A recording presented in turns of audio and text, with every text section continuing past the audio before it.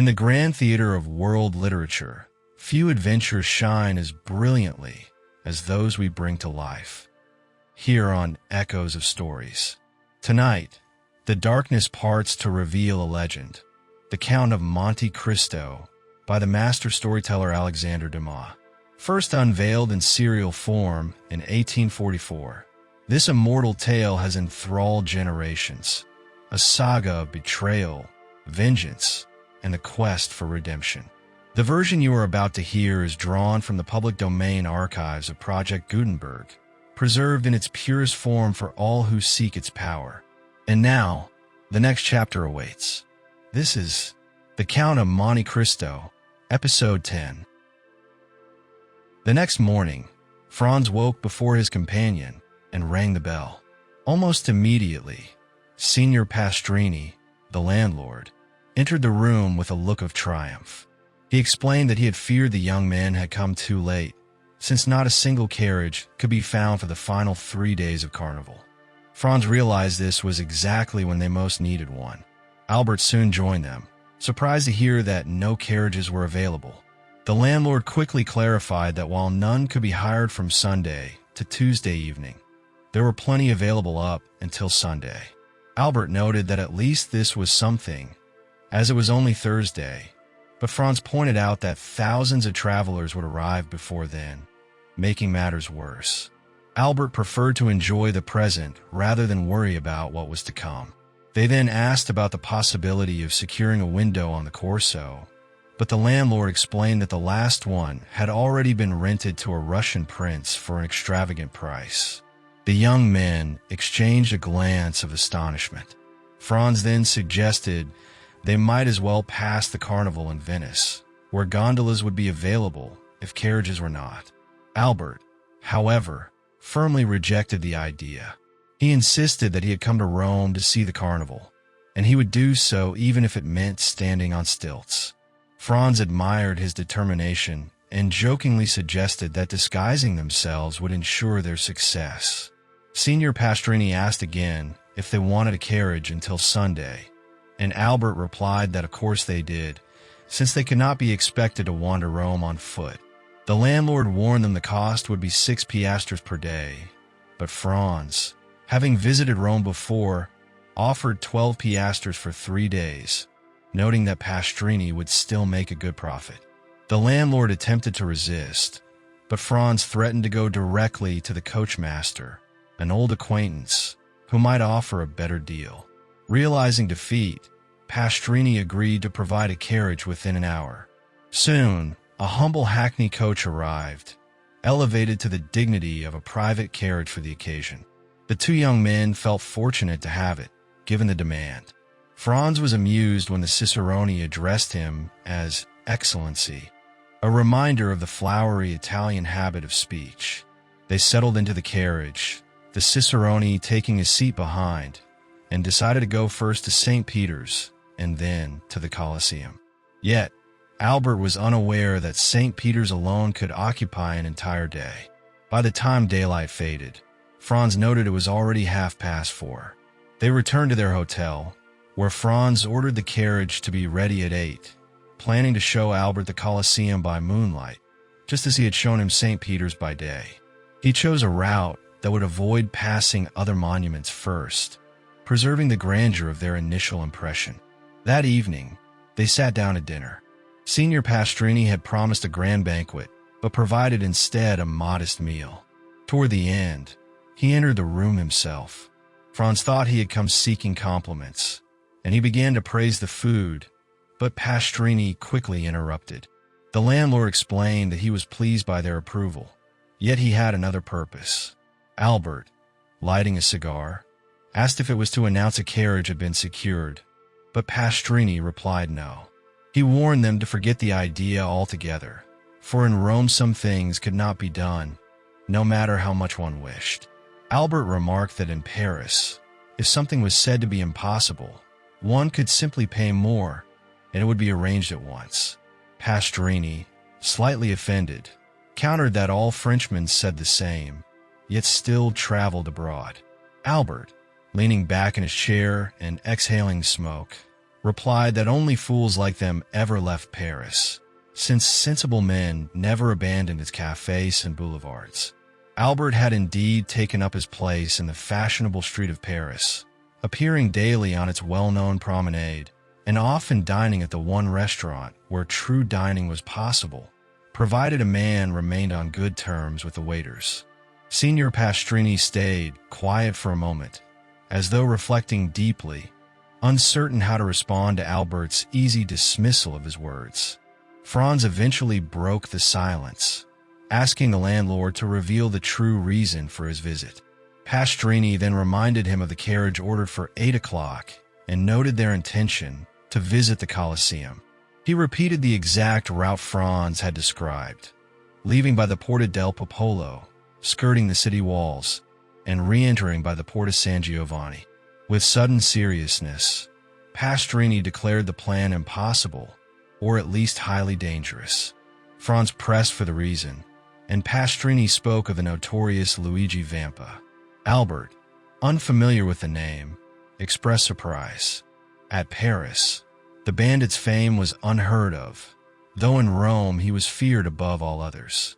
Pastrini explained that compared to Vampa, the once dreaded Decessoris and Gasparones were like children. Franz pointed out that Albert finally had the adventure he always sought, yet Albert treated the warning as a tale told for amusement. With mock seriousness, he invited Pastrini to begin his story like a fable, saying he would not believe a word of it. The landlord, wounded by such disbelief, turned to Franz, whom he judged more reasonable. He insisted that he spoke only for their safety. Franz reassured him, promising to listen earnestly, even if Albert remained skeptical. With some hesitation, Pastrini agreed to proceed, reminding them again that Luigi Vampa was the most famous bandit since the days of Mastrilla. He warned that while the young men might leave the city by one gate, he doubted they would re-enter through the other. Franz pressed for clarity, and Pastrini explained that once night fell, no one was safe even 50 yards outside the walls. Albert, though still doubtful, asked if this was truly so, while Franz recognized the landlord's sincerity. Pastrini insisted he spoke from experience and knowledge of Rome, not to be taken lightly. Albert, however, turned the situation into a vision of glory. He imagined arming their carriage with pistols and blunderbusses, confronting Luigi Vampa, and capturing him. In his fanciful picture, they would present the bandit to the Pope, who would reward them with a carriage and horses. In this way, they would still enjoy the carnival in triumph, hailed by the Roman people as saviors of the city, much like heroes of old. As Albert described his bold scheme of arming themselves against the bandits, Signor Pastrini's face revealed an expression too complex to define. Franz then calmly asked where Albert intended to find all those pistols and heavy weapons for their carriage. Albert admitted he had none, since he had already been robbed of even his hunting knife at Terracina, and Franz confessed that he too had been stripped of everything at Aquapendent. Albert then remarked that such disarmament seemed far too convenient for the bandits, as if arranged in their favor. Pastrini, uneasy at this jest, chose not to reply fully, instead turning his attention to Franz, the one more likely to listen seriously. He reminded them that it was not customary to resist when confronted by bandits. Albert's courage bristled at this idea. He declared that he could never submit quietly without fighting back. But Pastrini explained that resistance would be pointless, since a dozen armed men might appear suddenly from a ruin, a pit, or an aqueduct, leaving no chance for survival. Albert stubbornly retorted that in such a case, he would rather die. The innkeeper gave Franz a look, as if to say his friend must be mad. Franz, however, answered with calm reasoning, telling Albert that his declaration was noble and dramatic, but unlike the ancient heroes who risked themselves for Rome, their own adventure was only a whim. It would be foolish to risk their lives for such a cause. Albert drank slowly from a glass of Lacrima Christi, muttering under his breath, Franz then returned the discussion to its purpose, asking Pastrini to tell them more about Luigi Vampa himself. He wanted to know whether the man was a shepherd or a nobleman, young or old, tall or short. Pastrini replied that he was well suited to answer, since he had known Vampa as a child and had once been captured by him on the road from Ferentino to Alatrei. Recognizing him, Vampa had freed him without ransom and even gifted him a splendid watch while sharing the story of his life. At Albert's request, the landlord showed them the watch, a fine brigand marked with its Parisian maker and a count's coronet. Albert admired it, noting that he owned one of the same kind, which had cost him dearly. Franz encouraged the landlord to sit and tell the story in full. Pastrini asked permission, and with their approval, seated himself respectfully. Franz began by asking if Vampa was still young, since Pastrini had known him as a child. The host confirmed that Vampa was only 22 and already famous, far ahead of great men such as Alexander, Caesar, or Napoleon at the same age. When Franz asked about his appearance, Pastrini described him as of middle height, similar in stature to Albert. He then explained Vampa's humble origins. Born at Pampinara, the boy had become a shepherd in the service of the Count of San Felice at only 5 years old, just as his father had been before him. Even as a child, Luigi showed unusual talent and intelligence. At 7, he begged the curate of Palestrina to teach him to read. Though tied to his flock, he met the priest each morning as the man returned from saying Mass at a small hamlet called Borgo. Sitting by the roadside, Luigi learned from the priest's breviary, and within 3 months he could read. Eager for more, he sought to learn writing as well. With the priest's guidance, he fashioned a stylus from a heated nail and gathered slate to practice.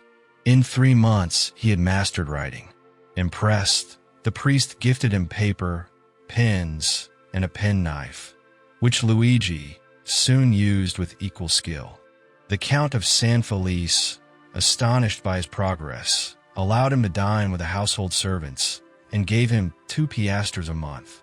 Luigi spent it on books and pencils, soon sketching sheep, houses, and trees on slate, and carving objects in wood with his knife.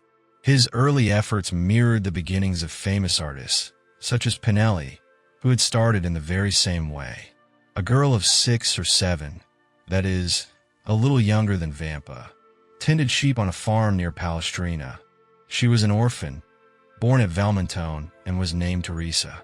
The 2 children met, sat down near each other, let their flocks mingle together, played, laughed, and conversed together. In the evening they separated the Count of San Felice's flock from those of Baron Servetri, and the children returned to their respective farms, promising to meet the next morning. The next day they kept their word, and thus they grew up together. Vampa was 12, and Teresa 11, and yet their natural disposition revealed itself. Beside his taste for the fine arts, which Luigi had carried as far as he could in his solitude, he was given to alternating fits of sadness and enthusiasm, was often angry and capricious, and always sarcastic. None of the lads of Pampinara, Palestrina, or Valmontone had been able to gain any influence over him or even to become his companion. His disposition, always inclined to exact concessions rather than to make them, kept him aloof from all friendships. Teresa alone ruled by a look, a word, a gesture, this impetuous character, which yielded beneath the hand of a woman, and which beneath the hand of a man might have broken, but could never have been bended. Teresa was lively and gay, but coquettish to excess. The 2 piastres that Luigi received every month from the Count of San Felice steward, and the price of all the little carvings and what he sold at Rome, were expended in earrings, necklaces, and gold hairpins. So that, thanks to her friend's generosity, Teresa was the most beautiful and the best attired peasant near Rome. The 2 children grew up together, passing all their time with each other, and giving themselves up to the wild ideas of their different characters. Thus, in all their dreams, their wishes, and their conversations, Vampa saw himself the captain of a vessel general of an army, or governor of a province. Teresa saw herself rich, superbly attired, and attended by a train of liveried domestics. Then, when they had thus passed the day in building castles in the air, they separated their flocks and descended from the elevation of their dreams to the reality of their humble position. One day the young shepherd told the count's steward that he had seen a wolf come out of the Sabine mountains and prowl around his flock. The steward gave him a gun. This was what Vampa longed for. This gun had an excellent barrel, made at Brescia, and carrying a ball with the precision of an English rifle. But one day the count broke the stock and had then cast the gun aside. This, however, was nothing to a sculptor like Vampa. He examined the broken stock, calculated what change it would require to adapt the gun to his shoulder, and made a fresh stock, so beautifully carved that it would have fetched 15 or 20 piastres had he chosen to sell it. But nothing could be farther from his thoughts.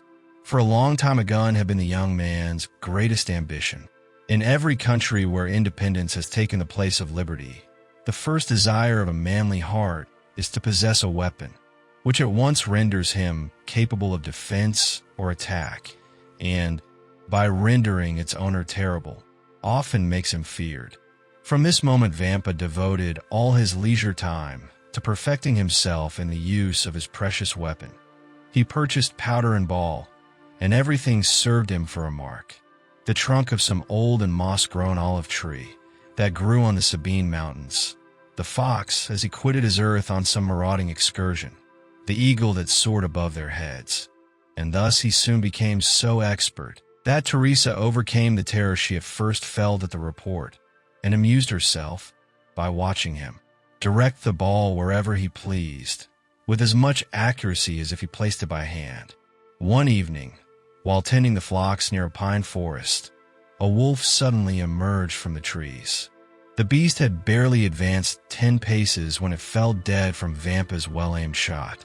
Proud of his triumph, Luigi hoisted the carcass onto his shoulders and carried it back to the farm. This brave deed only added to his growing fame. Wherever he went, his reputation spread. He was spoken of as the most skillful, the strongest, and the boldest contadino for 10 leagues around. And Teresa, acknowledged by all as the most beautiful girl among the Sabines, was known to be beloved by Vampa. For this reason, no one dared address her with words of love. Yet, despite this bond, Luigi and Teresa had never confessed their feelings aloud. They had grown side by side like two trees whose roots were entangled beneath the soil, whose branches mingled above, and whose fragrance rose together into the sky. To them, seeing each other was no longer a mere desire. It had become a necessity. A single day apart felt unbearable, worse than death itself. At this time Teresa was 16, Luigi 17. It was then that rumors began to spread of a new band of brigands in the Lepennine Mountains. In truth, brigands had never been completely rooted out from the countryside around Rome. All that was needed was a leader, and when such a man arose, a band soon gathered about him. The notorious Cucumetto, hunted through the Abruzzo and driven from the kingdom of Naples where he had waged open war, had crossed the Garigliano like Manfred of old. He established himself along the banks of the Amasine between Sannino and Giperno, gathering followers with the ambition of surpassing infamous leaders such as Dicesaris and Gasperon. Soon, many young men of Palestrina, Frascati, and Pampinara vanished from their villages, only to be revealed later as recruits of Cucumetto. His name became a terror, whispered everywhere. Tales of his ferocity and cruelty grew with each day. One dreadful story in particular spread far and wide. Cucumetto had abducted a young girl, the daughter of a surveyor of Frosinone. The bandit's code was harsh and inhuman. The girl first belonged to the man who carried her off. Afterwards, she was cast to the lot of the others, left to their brutality until death released her from misery. If her family was wealthy, ransom could be offered, but if refused, her fate was sealed forever. This girl's tragedy was crueler still, for among Cucumetto's band was her own lover, Carlini. At the sight of him, she rushed forward, stretching out her arms, believing herself rescued. But Carlini's heart sank, for he knew too well what awaited her. He had served Cucumetto faithfully for 3 years, even saving the chief's life once in battle by shooting down a dragoon. Because of this loyalty, he was in favor with Cucumetto and dared to hope for mercy. Drawing the brigand chief aside, Carlini revealed his torment. He spoke of his love for the prisoner, of their vows of fidelity, of the secret meetings they had shared in ruined places beneath the stars. Meanwhile, the poor girl sat at the foot of a great pine tree in the heart of the forest, using her bright and picturesque headdress as a veil to shield her face from the vile stares of the bandits who surrounded her. That night, circumstances unfolded with tragic inevitability. Cucumetto had ordered Carlini to a nearby village, preventing him from joining the meeting place. By chance, or so he claimed, Cucumetto had been present and had taken Rita away. Carlini begged his leader to spare her, reminding him that Rita's father was wealthy and could easily provide a ransom. Appearing to listen, Cucumetto agreed and instructed him to find a shepherd who could carry a message to her father in Frosinone. Overjoyed, Carlini rushed to Rita. He told her she was safe and urged her to write a letter to her father, explaining the situation and the ransom amount, 300 piastres. Only 12 hours were granted, until 9 the following morning. Once the letter was written, Carlini carried it swiftly to the plains. There, he found a young shepherd tending his flock. These shepherds were often the go-betweens for bandits, bridging city life and the wilderness. The boy accepted the task, promising to reach Frosinone in less than an hour. Relieved, Carlini returned to share the news with Rita. But when he reached the glade, where the bandits were enjoying food taken from peasants, neither Rita nor Cucumetto could be found. When he asked about them, the bandits answered with laughter. Fear gripped him, sweat broke across his skin, and his hair stood on end. Pressing them again, one man mockingly offered a toast, raising a glass to Cucumetto and Rita. At that moment, Carlini heard a cry in the distance. The truth struck him instantly. He smashed the glass across the man's face and ran toward the sound. Turning a corner, he discovered Rita, unconscious in Cucumetto's arms. The two men faced each other, Carlini pale with dread, Cucumetto smiling with wicked pride, pistols in both hands. For a moment, violence seemed certain. Yet Carlini's fury softened, his grip on his weapon loosened. Rita lay helpless between them, bathed in moonlight. Cucumetto demanded to know whether the ransom plan had been carried out. Carlini admitted that Rita's father would arrive the next morning with the money. The leader responded that the ransom mattered little for now. He mocked Carlini, boasting of Rita's beauty, and declared she would be shared among the band by drawing lots. Carlini's desperate pleas held no weight. Cucumetto laughed, telling him that patience would someday bring his turn. The band gathered, eager to test their fortune. Names were drawn from a hat, and the lot fell to Diavolaccio, the very man Carlini had struck earlier. Despite his wounds, Diavolaccio laughed triumphantly. The band expected Carlini to erupt, but instead he calmly raised a glass, toasted his rival's health, and sat down to eat as though nothing had happened. Silence soon broke when Diavolaccio returned, carrying Rita in his arms. Her lifeless form, her hair dragging along the ground, and her pallor told the truth. A knife was buried deep in her chest. The bandits instantly noticed Carlini's empty sheath. They realized he had taken justice into his own hands, killing the woman he loved rather than seeing her dishonored further. Even in their savage nature, the band respected the desperation of his act. Claiming her as his own, Carlini lifted Rita from the ground and disappeared into the shadows, while the others settled for the night. Hours later, Rita's father arrived with the ransom. Cucumetto guided him to the trees, where the truth awaited. Beneath the moonlight, the old man saw Carlini seated with Rita's body resting against him. Horror overcame him when he recognized his daughter's pale face. Carlini confessed that Cucumetto had defiled her. Out of love, he had ended her life to spare her from further humiliation at the hands of the band. Then, offering the blood-stained knife to her father, Carlini invited him to strike if he believed it wrong. Instead, the grief-stricken man embraced him. In a broken voice, he called Carlini his son. Carlini collapsed into the arms of Rita's grieving father, sobbing like a child. Those tears were the first he had ever shed in his life of blood and violence. Together, the father and the heartbroken lover began the painful task of burying her. Carlini brought 2 pickaxes, and beneath the shade of a great oak, they dug her grave. When it was ready, the father kissed his daughter one last time, followed by the man who had loved her. Then, with solemn care, they laid her in the earth. Side by side, they knelt and offered prayers for her soul. When the grave was filled, the old man stretched out his hand to Carlini, thanking him and asking to be left alone. Despite hesitation, Carlini obeyed. He returned to the camp, wrapped himself in his cloak, and soon seemed to sleep. Before dawn, Cucumetto ordered the bandits to break camp. Yet Carlini lingered, unwilling to leave without knowing what became of Rita's father. He returned to the oak and found the old man hanging lifeless from one of its branches beside the grave of his child.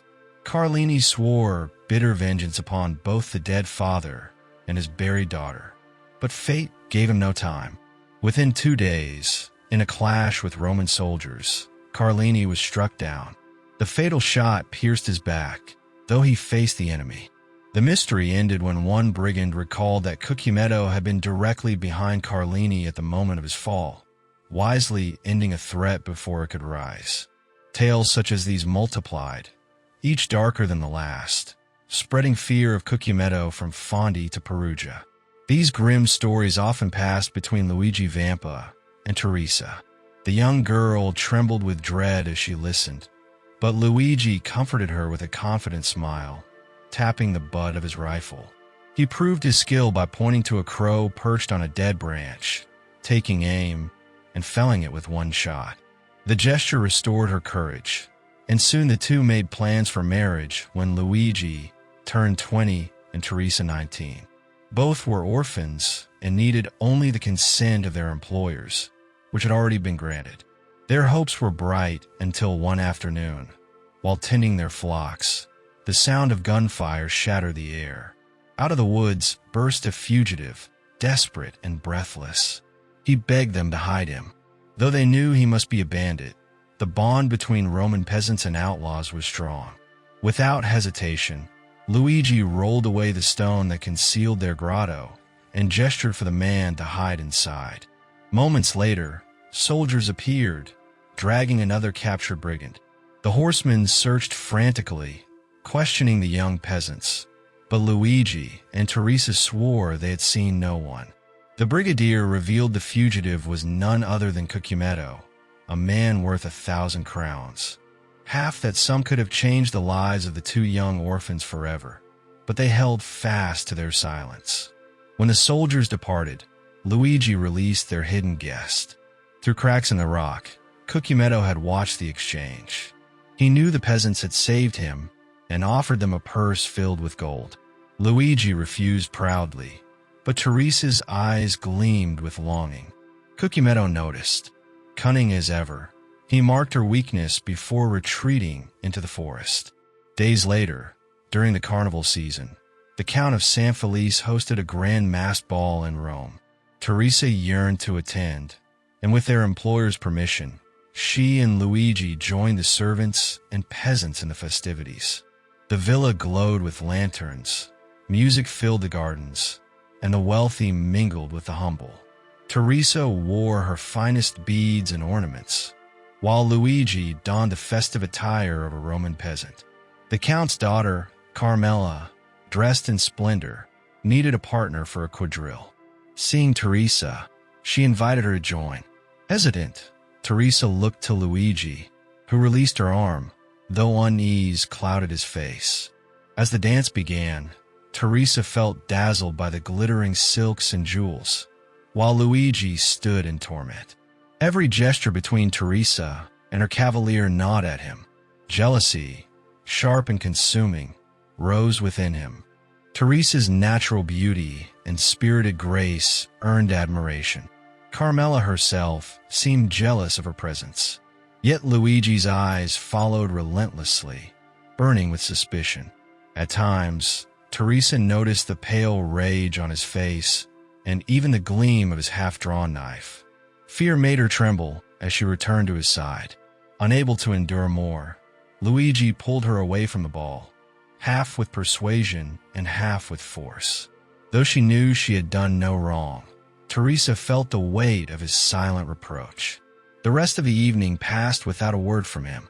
When he finally led her home, Luigi asked what she had thought while dancing opposite the Count's daughter.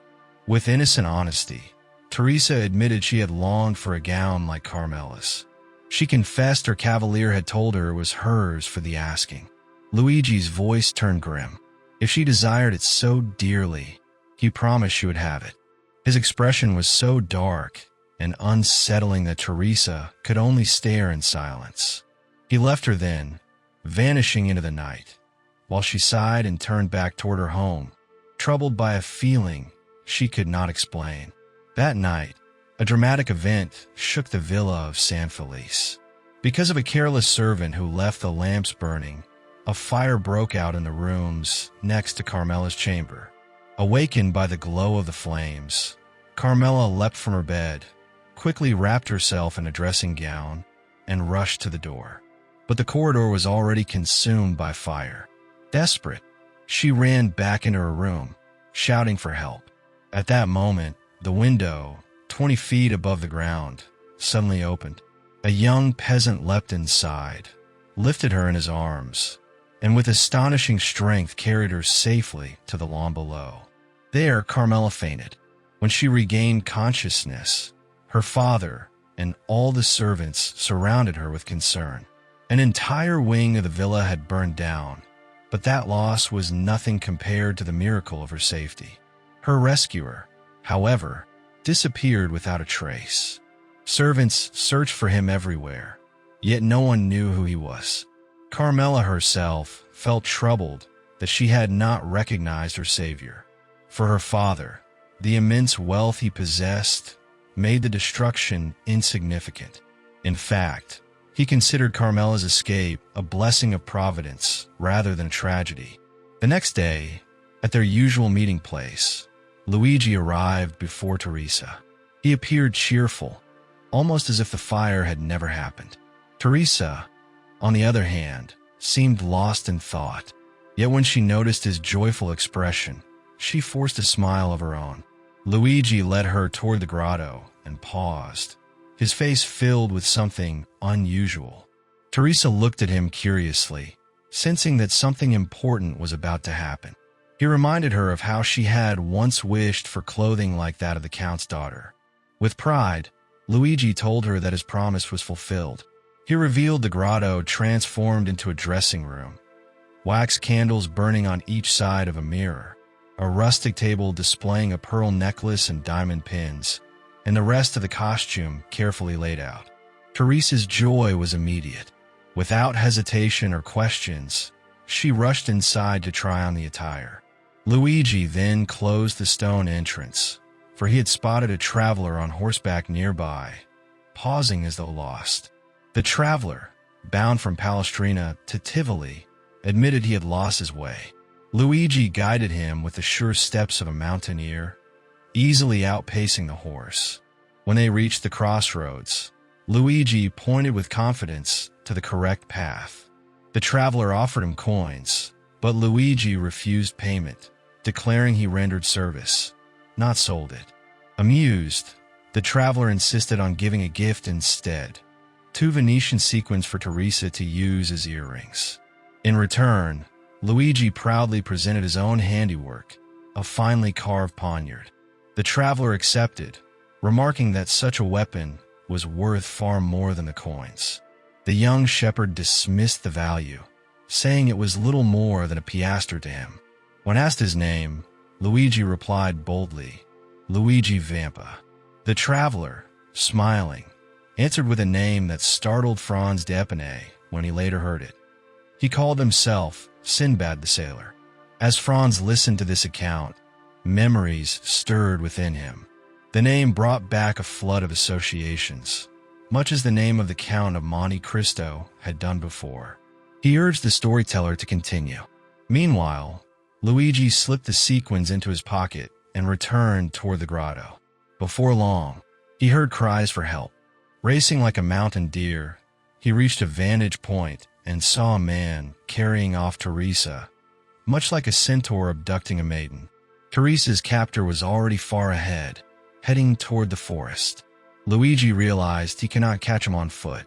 With steady aim, he raised his carbine, tracked the fleeing figure for a moment, and fired. The kidnapper collapsed, mortally struck, still clutching Teresa in his arms. The girl quickly scrambled free, but terror overwhelmed her, and she fell to her knees nearby. Luigi rushed to her side, fearing she had been struck as well. To his relief, she was unharmed, shaken only by fear. On the ground lay the dying man, convulsing in his final moments. Luigi recognized him immediately. It was Cucumetto, the bandit they had once saved. Obsessed with Teresa ever since, Cucumetto had waited for a chance to seize her, believing his moment had come. Instead, Luigi's unerring shot ended his life. Teresa trembled in horror at the sight of the corpse, while Luigi remained unmoved. At last, he turned to her with a calm but firm expression, remarking that since she was now dressed for the occasion, it was time for him to prepare himself as well. Teresa was dressed from head to toe in the attire of the Count of San Felice's daughter. Vampa carried Cucumetto's body into the grotto, while Teresa remained outside. If a second traveler had passed by, he would have witnessed a strange scene. A shepherdess was tending her flock, but she was wearing a cashmere gown, pearl earrings, and necklace. Her hair was adorned with diamond pins, and her dress was fastened with buttons of sapphires, emeralds, and rubies. The traveler might have imagined himself transported back to the time of Florian. On reaching Paris, he would have declared that he had seen an alpine shepherdess seated at the foot of the Sabine Hill. After a quarter of an hour, Vampa emerged from the grotto. His attire was as elegant as Teresa's. He wore a vest of garnet-colored velvet with buttons of cut gold. His silk waistcoat was embroidered, and a Roman scarf was tied around his neck. A cartridge box decorated with gold and red and green silk hung across his chest. He wore sky-blue velvet breeches with diamond buckles fastening them at the knees. His garters were deerskin, embroidered with endless arabesques. A wide-brimmed hat with multicolored ribbons crowned his head. From his girdle hung 2 watches and a splendid poniard in its sheath. Teresa gave a cry of admiration. Vampa, in this attire, resembled a living painting by Leopold Robert or Schnetz. He had assumed the full costume of Cucumetto. Seeing the impression he made upon his betrothed, a smile of pride touched his lips. The young couple were united in their resolve. Teresa was willing to share his fortune and follow him to the end of the world. Taking her lover's arm, she walked forward without asking where he was leading her. At that moment, he appeared to her as handsome, proud, and powerful as a god. They turned toward the forest and soon disappeared among the trees. All the mountain paths were familiar to Vampa. He moved forward without hesitation, though there was no beaten track. By observing the trees and bushes, he always knew his way. For an hour and a half, they continued through the forest until they reached its thickest part. A dried-up torrent bed led them into a deep gorge. Vampa followed this wild path, enclosed between ridges and shaded by pine branches. The steep descent resembled the path to Avernus described by Virgil. Teresa grew uneasy at the desolate landscape. She pressed close to her guide, but said nothing. Watching his calm and steady steps, she tried to master her own fear. Suddenly, about 10 paces away, a man stepped from behind a tree. He leveled his weapon at Vampa and ordered him to stop or die. Teresa clung to her lover in terror, but Vampa answered with disdain. He announced himself as Luigi Vampa, shepherd of the San Felice farm. He asked to speak with the companions gathered at Roccabianca. The sentinel ordered him to follow. Smiling at the bandits' precautions, Vampa walked ahead with Teresa clinging to his arm. After 10 minutes, the sentinel signaled them to halt. He imitated the cry of a crow 3 times. The sound was answered by another croak in the distance. The sentry then told them they could proceed. Teresa trembled as they advanced, for she saw weapons glistening in the shadows. The retreat of Roccabianca stood at the top of a small mountain, which had once been a volcano long before the days of Romulus and Remus. At the summit, Teresa and Luigi suddenly found themselves before 20 bandits. The sentinel announced the young man who sought an audience. In the chief's absence, the lieutenant asked what he wanted. Vampa declared that he was weary of shepherd's life. The lieutenant understood and guessed that he wished to join their ranks. Bandits from Ferracino, Pampanara, and Anagni, who recognized him, greeted him with shouts of welcome. But Luigi explained that he sought more than companionship. He had come to demand the place of captain. The bandits burst into laughter. The lieutenant asked what he had done to deserve such an honor. Vampa answered plainly. He had slain their leader Cucumetto, whose attire he now wore. He had also burned the Villa San Felice in order to obtain a wedding dress for his betrothed. Within an hour, Luigi Vampa was chosen as captain in place of Cucumetto, now deceased. Franz turned toward his friend Albert and asked what he thought of citizen Luigi Vampa. Albert dismissed the idea, saying Vampa was nothing more than a myth. Pastrini, curious, inquired what a myth might be. Franz explained that the answer would take too long. Pastrini then asked if Signor Vampa truly exercised his profession near Rome. Franz confirmed it, adding that no bandit had ever shown such boldness before. Pastrini wondered if the police had tried to capture him. Franz explained that they had, but always in vain. Vampa kept good relations with shepherds in the plains, fishermen on the Tiber, and smugglers along the coast. If they sought him in the mountains, he was on the waters. If they followed him on the waters, he had already gone to sea. If they pursued him at sea, he had taken refuge on the islands of Giglio, Gianutri, or Monte Cristo. When they hunted for him there, he would reappear suddenly at Albano, Tivoli, or La Riccia. Pastrini then asked how Vampa behaved toward travelers. Franz explained that his method was simple. Depending on how far from the city he was, he allowed 8 hours, 12 hours, or a full day for ransom to be paid. When that time expired, he gave one final hour of grace. At the end of that 60th minute, if the ransom was not delivered, he ended the prisoner's life with either a pistol shot or a dagger thrust. That was how he settled the account. Franz then asked Albert whether he was still willing to go to the Colosseum by the outer wall. Albert replied that he was, provided the way was picturesque. Just then, the clock struck 9. A coachman entered, announcing that the carriage was ready. Franz declared that it was time to go to the Colosseum. The coachman asked whether they wished to travel by the Porta del Popolo or through the streets. Franz insisted they go by the streets. Albert, lighting his third cigar, teased Franz by saying he had expected more courage from him. With that, the 2 young men descended the staircase and stepped into the carriage.